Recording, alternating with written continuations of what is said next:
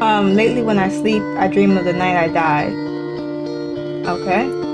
It's always the same. Blurry emotions and hazy images that feel like an echo of something real. Desperation and sorrow grip me. The only pieces that stand out starkly amid a landscape reflected in a dirty mirror. People without faces speak, but I can never make out the words. The emotions finally giving way to something else. Rage. And then I wake up. I wake up to the sound of traffic moving just beneath my window. Heavy blackout curtains muffle the sound, rendering it into white noise that struggles to cut through the lingering screams, clinging to the back of my mind as I pull myself out of the dream. The apartment is a mess. It always is. These lights, not dirty exactly, just cluttered. I'm the first to admit that the organizational skills that my sire hammered into me over the years have grown a bit lax of late. I suppose my mind's been elsewhere. These bloody dreams. Even now, I can't quite remember the details. Even the ones that remain are already evaporating like mist. I try to push it out of my mind. For the first time, what feels like decades, I'm finally on my own, but I don't quite feel like I can savor it. Even with my own haven, it's not that easy to get out from underneath my sire's thumb, especially tonight. Sire, fancy name for vampire made you a vampire. Your sire would be your grandsire and so on. Okay. The message had come just before sunup, a note tucked into my doorframe with the stylized AM that Alexander liked to mark his correspondent with written on the back. Okay. Elizabeth, come see me tomorrow evening at your earliest convenience. There's a matter of some importance we need to discuss. Okay. For your own sake, I hope you remember how to dress yourself better than you remember how to keep this dismal hovel in order. Alexander Marcus, my sire. I can still feel the judgment radiating from the words, but it's the sort of thing I can't just ignore. No one ignores a summons from the prince. Title most often used by a leader of vampires in the city, though generally only by vampires in the Camarilla. Other sects have other names for what amounts to the same old thing. Vampire at the top of the pecking order. Okay. No time to waste then. I head into my wardrobe. Whatever I end up picking was in the message. What was it saying? Festus Facet? Clothes make the man. I may not be a man, but at least make an impression. So what'll it be?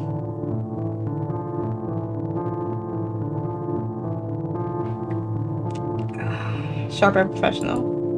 I opt for the classics. Adventure are known for one thing, and the modern knights is such sharp profile that only a well-tailored suit can give you. Purple silk blouse, pencil skirt, and a matching blazer that's probably worth more than my apartment. I try not to think about much the shoes cost. Luckily, I've gotten good enough with my makeup over the years that I can put it on without having to look in the cracked, dingy mirror in the bathroom. With one last look at my sad little slice of freedom, I shut the door and head out to the street.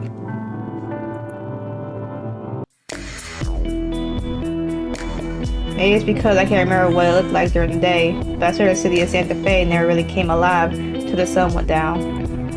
As I make my way out of the building, a long black car is already pulling up out front. Alexander sent one of his ghouls to drive me. Ghouls.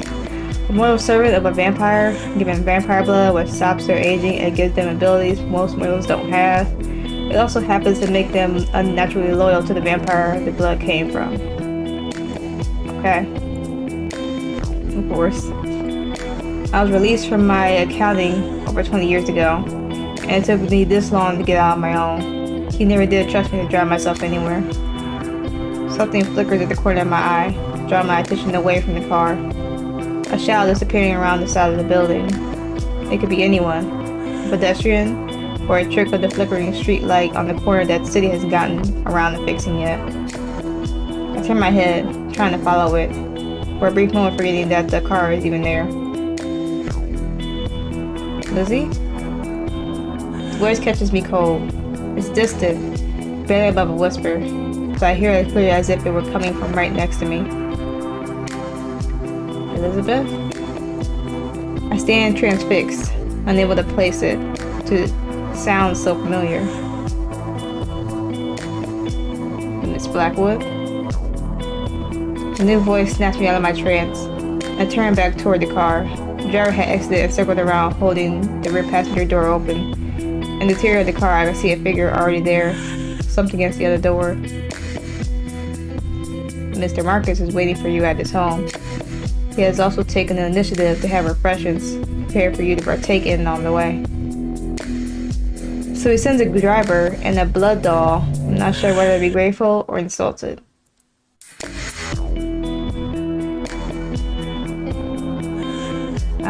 Better take the ride. Thank you, I'd rather not keep Alexander waiting.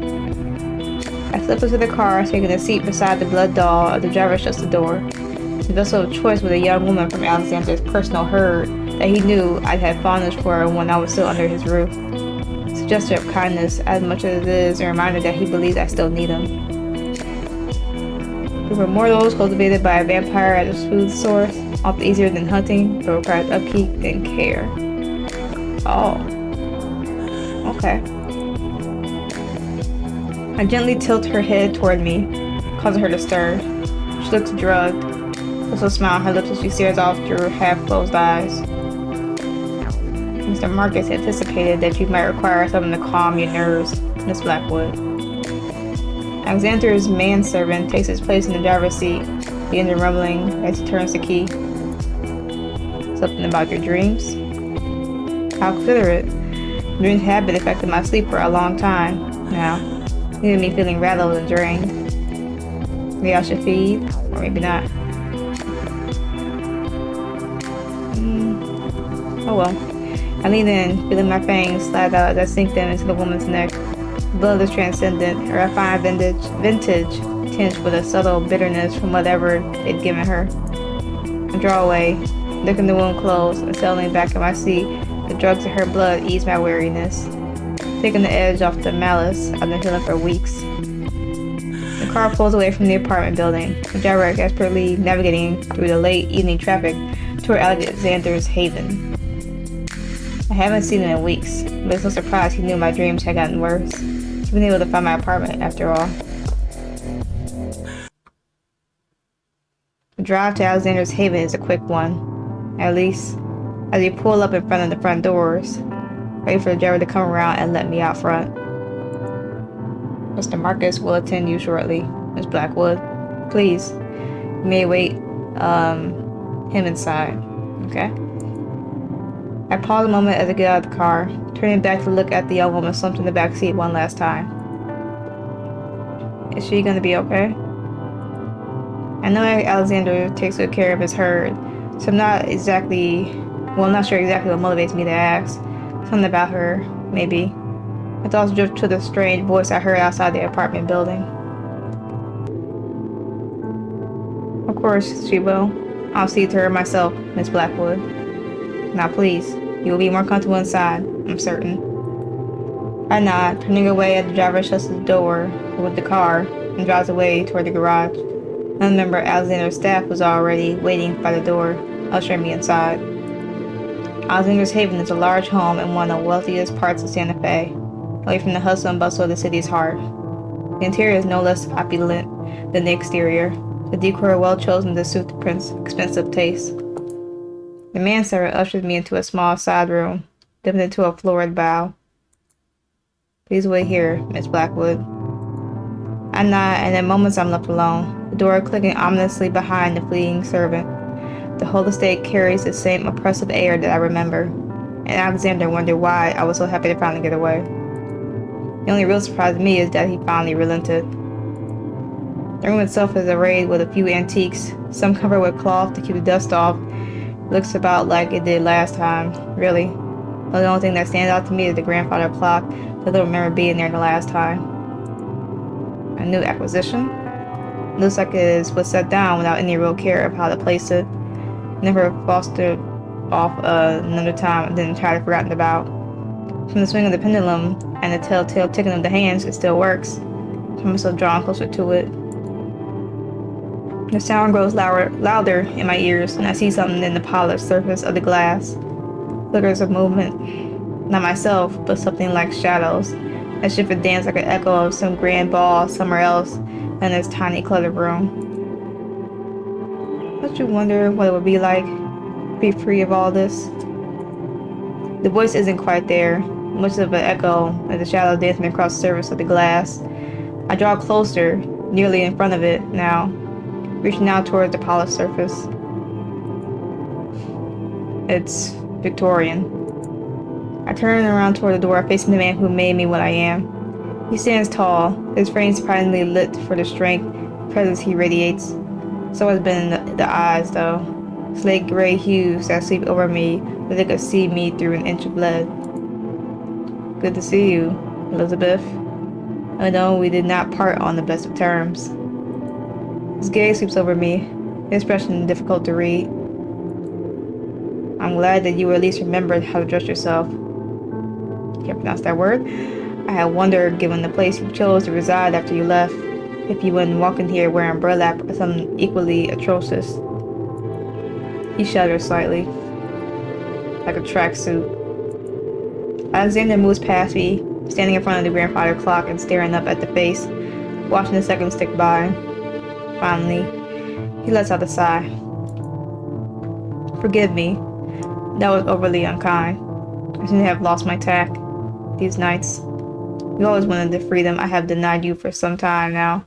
Suppose that I can understand that desire.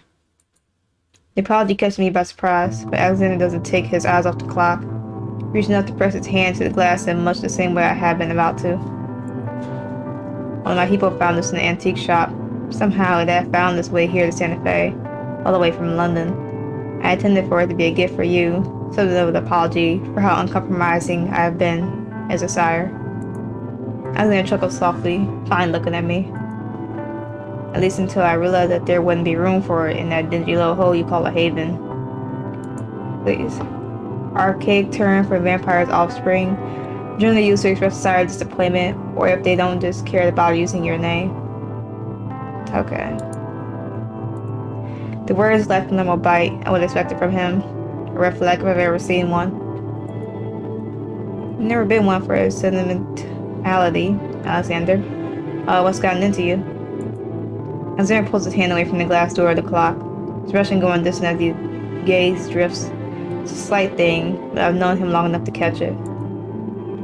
All things must end eventually, Elizabeth. Even us. Words hit me, my mind trying to piece the implications together. Not sure how to respond.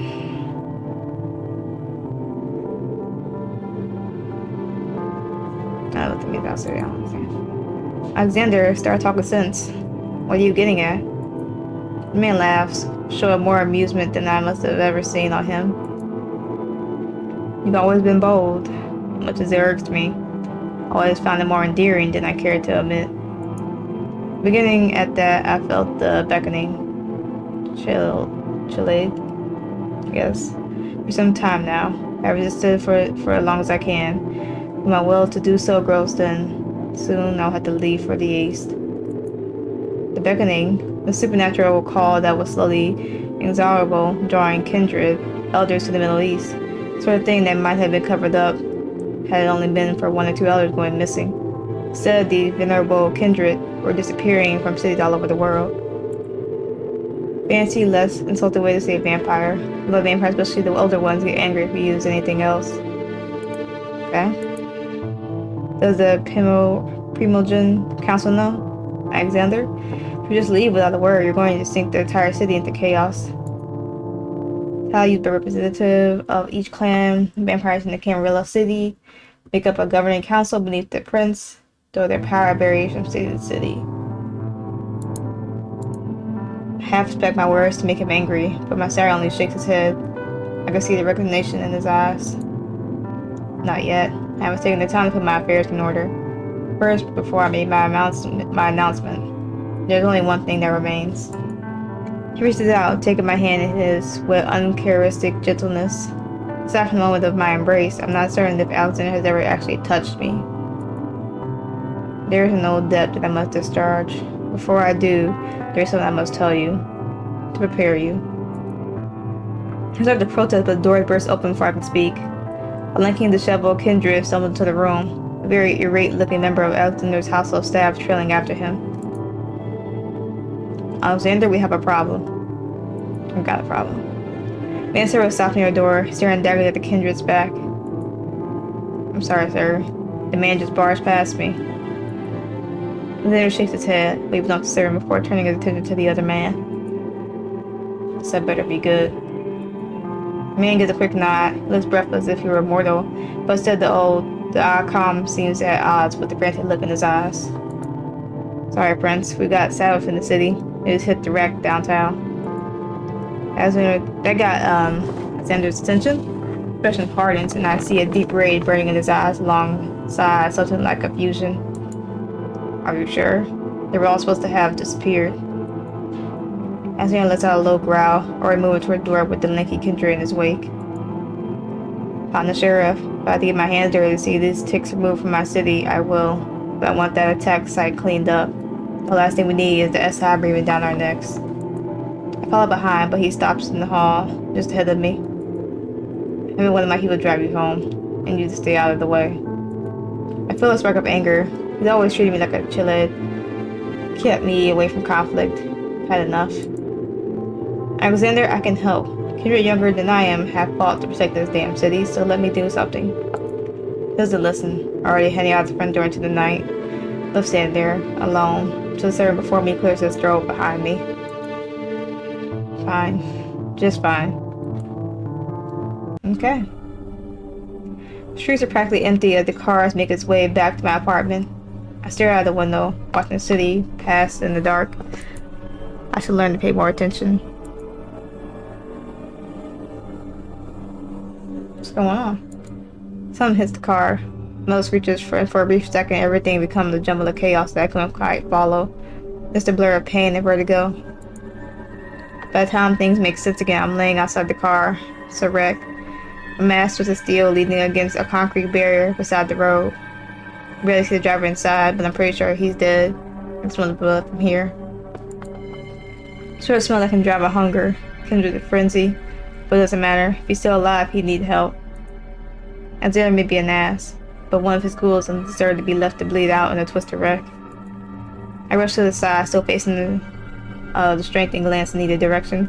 The street is dead. No witnesses. Good. The last thing I need is a masquerade breach. The focus had ripped the door from its hinges, tossing it aside like it was made of paper. Inside the mess of shattered metal, and the stench of blood gets even stronger. I step back and the smell starts to overwhelm me. I may have fed recently, but the hunger never truly goes away. Now without killing the vessel you're feeding from. I feel the beast snarling under my skin for more. And the ghoul? Definitely dead. I drag myself away from the wreck, but I can't see what hit us. Whatever happened, it threw me clear, and what little damage I took is already getting close. Shall be woman. Okay. See, little bird. I knew you were still resilient. A woman emerges from the darkness near the car, her pale features and platinum blonde hair at odds with the shadows that cling to her. She approaches me slowly, a languid smile on her lips, the expression never quite reaching the pair of black eyes that scream predator and a way beyond the normal stone-toned gaze of Alexander and the other elders I've met. Vampire of specific age and generation, usually only vampires of the 9th generation or lower, older than 300 years that can claim this distinction. If your generation has 2 digits, you're out of luck. Okay. I've wanted to see you again for so long, Elizabeth. I get to my feet as soon as I feel like my legs can bear the weight again. I don't know the woman in front of me, but I already know what she is. Seventh. Violent sect of monstrous vampire to worship came as the first vampire and treat him like some kind of vampiric all-father. They believed in revealing their predatory natures and fought the Camarilla at every turn. When the Second Inquisition emerged, they were the hardest hit and ones that didn't die, just up and vanished. The kindred as a whole are predators clinging to their humanity like a security blanket. Some have taken that blanket and set it on fire. They revel in their monstrosity, which is why the Second Inquisition came calling the Sabbath pacts were some of the first to get dragged out into the sun, the rest vanished. Lancebra, or the Clan of the Night, often seen, at least to their own minds, as a direct rival to the Adventurer. They have power over shadows and seem to exist on a different wavelength than the rest of the world, vampire or human. Their curse manifests as distorted reflections in mirrors, cameras, and the like. Worse, a lot of modern technology is difficult for them to use. Often refutes to acknowledge that they're even there without a concerted effort of will. I don't know how you know me, but I suggest backing the fuck off. I focus one of the vitae to move in my veins, fortifying my body. One looks hurt, anger flickering across her expression before she forces it back into the mask of amusement. Such language, darling. I thought you had better breeding than that. Are the Camarilla supposed to be more civilized? Civilized vampires say at least how they like to present it. Camarilla is like the vampire version of old world feudalism. Every city has a prince, and all the vampires in the city reside there at the prince's pleasure, as long as the prince can hold onto that power. With the emergence of the Second Inquisition, they grow more insular and have gotten so far as to ban the use of modern communication technology in kindred matters. So I guess we're back to messengers or carrier pigeons. Still, I'm rather impressed by the number Alexander managed to do on you, Lizzie. Perhaps it's the cause of your filthy tongue. Nothing I couldn't fix. Of course, but I admit, I do find a look of amused shock on your face delightful. She steps forward and I back up. I have no weapons, though she doesn't appear to be armed either. Nonetheless, she's hiding something in a pocket. She's wearing a long coat over her cocktail dress, and spot a telltale lump of one of her pockets. A gun? No. Those aren't much use against kindred. Now without dragon's breath rounds, and those usually used with shotguns, I think. Fancy incendiary rounds designed to be fired from a shotgun. Fantastic against vampires. Alright. Now it's not the time. I want to find out. You, okay. I can't just stand here and I'm not sure to run. I move, taking a swing at her, but my fist hit nothing but empty air. Hand grabs me from behind and I get a lurching sense of failing as my flung like a rag doll to slam against the barrier beside the red car.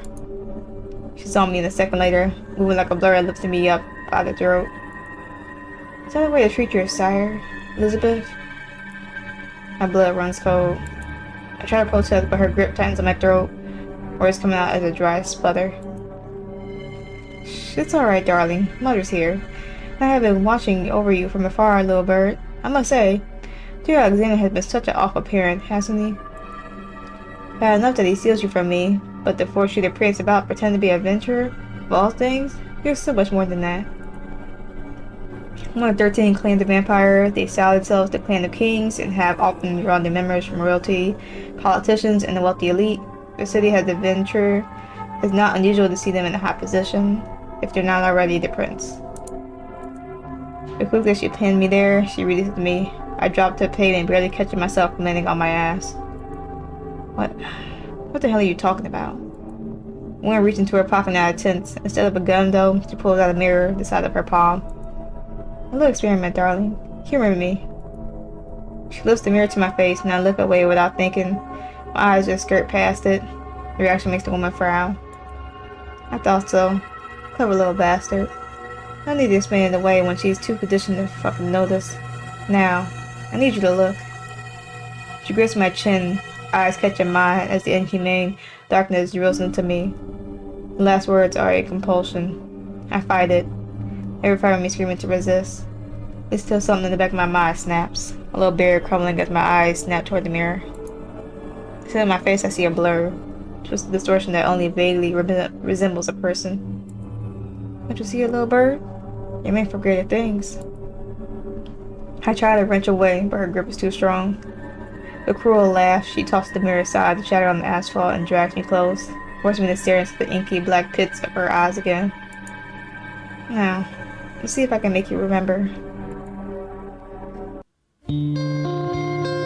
I'm falling. In the darkness surrounds me, something slithering through it is beyond my sight. Feels like oil against my skin. Feels like home. Don't you wonder what it would be like to be free of all this? I'm standing in a room full of people, but none of them have faces. None except the woman in front of me. A sad smile crosses her angelic features until with the glass in her hands. Her clothing is old, but familiar. Faceless people in their Victorian finery ebb and flow like the sea around us, dancing and reveling. For us, though, there's only the two of us. What do I even say to that?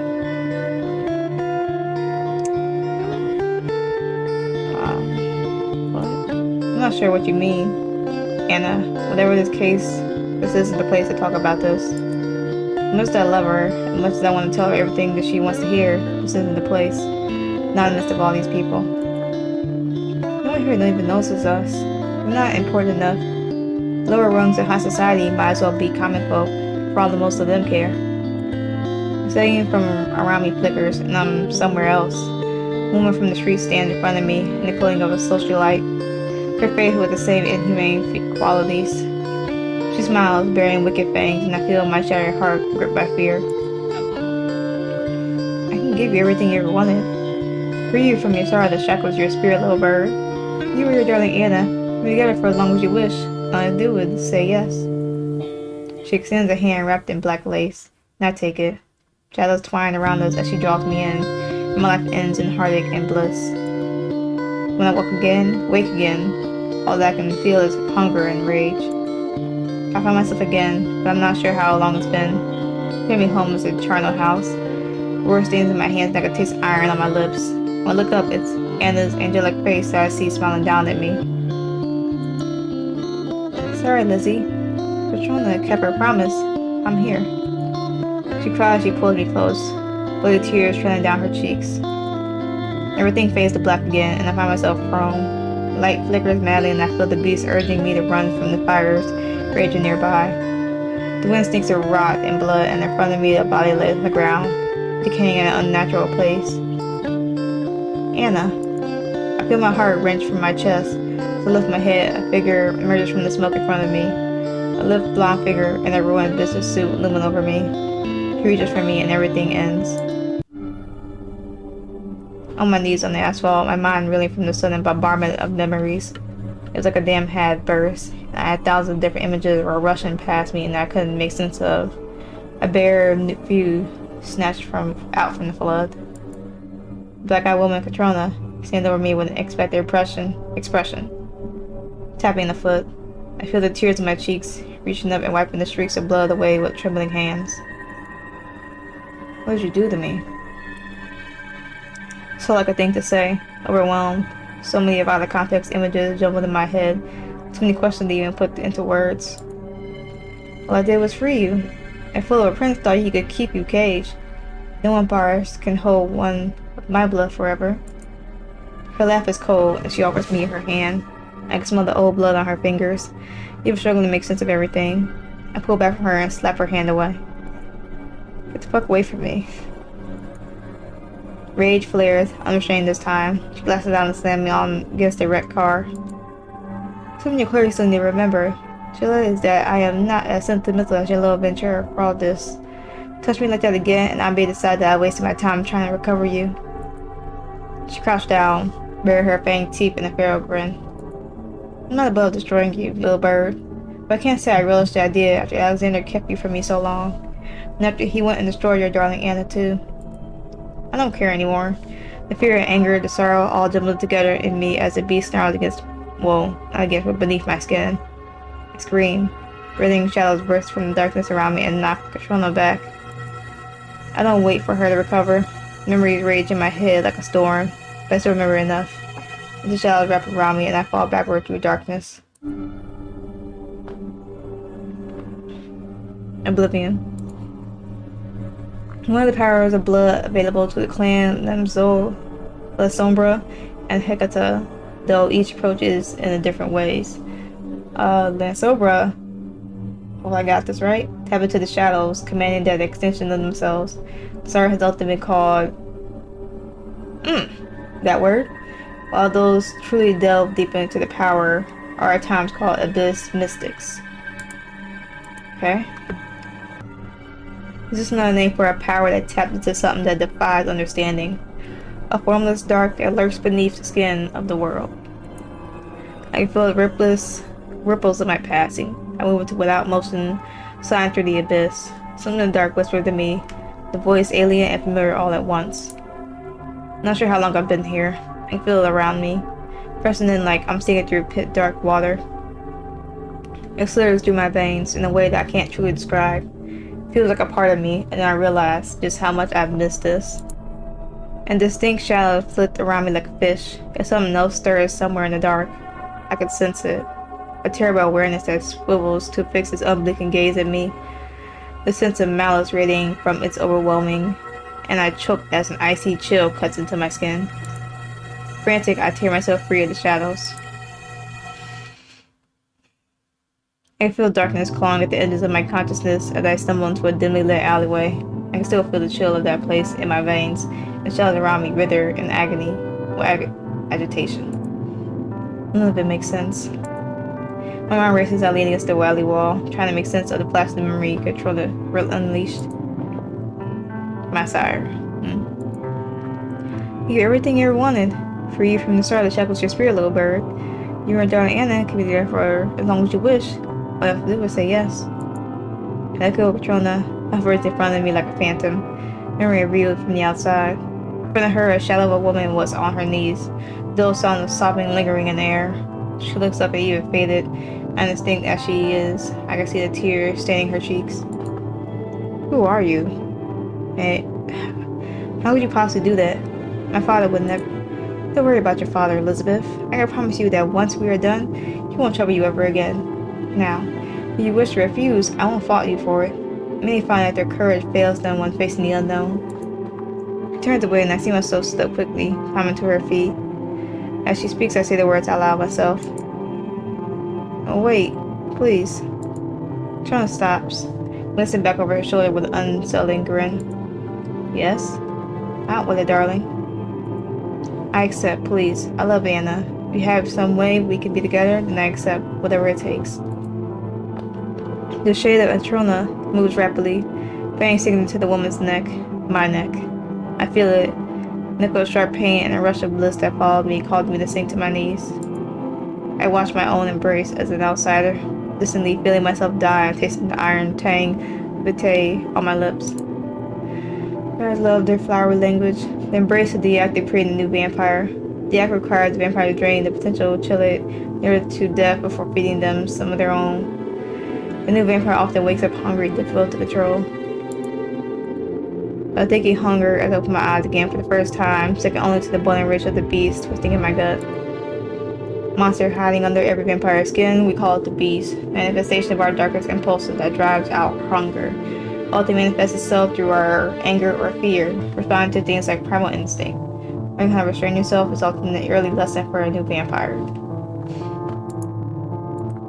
Trona beams like a new mother, leaning close to the shade's ear, and I hear her words, more sharply than the rest. Eat up, darling. Alleyway fades around me.